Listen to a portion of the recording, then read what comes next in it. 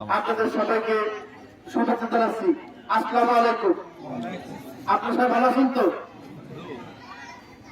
আমি আপনাদের মাঝে এসেছি। আমার নাম কাজী রহমতুল ইসলাম সামর। আমি কেশবপুর থেকে আগামীতে ধানের শীষে মনোনয়ন করতেছি। আমরা এসেছি বিএনপি আগামীতে ক্ষমতা আসলে যে রূপ কাঠামো, যে রূপরেখার মাধ্যমে বিএনপি পরিচালিত হবে, সেই রূপরেখা আপনাদের সামনে তুলে ধরতে, আপনাদের কাছে বিতরণ করতে। আপনারা সবাই কি এই লিফলেটটা পেয়েছেন? যদি পেয়ে থাকেন সবাই একটু উঁচু করেন।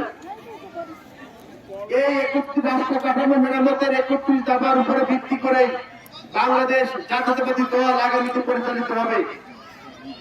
আমার সামনে যে মা চাচিরা আছেন, আমার বোনেরা আছেন, আপনারা কি জানেন যে বিএনপি ক্ষমতা আসলে শুধুমাত্র আপনাদের মহিলাদের জন্য একটা ফ্যামিলি কার্ড চালু করবে, যে ফ্যামিলি কার্ড শুধুমাত্র আমাদের পরিবারে যারা সিনিয়র মহিলা অভিভাবক আছেন, আমাদের মারা আছেন, শুধু তাদের নামে হবে, যাতে পরিবারে আমাদের মাদের একটা আলাদা গুরুত্ব থাকে।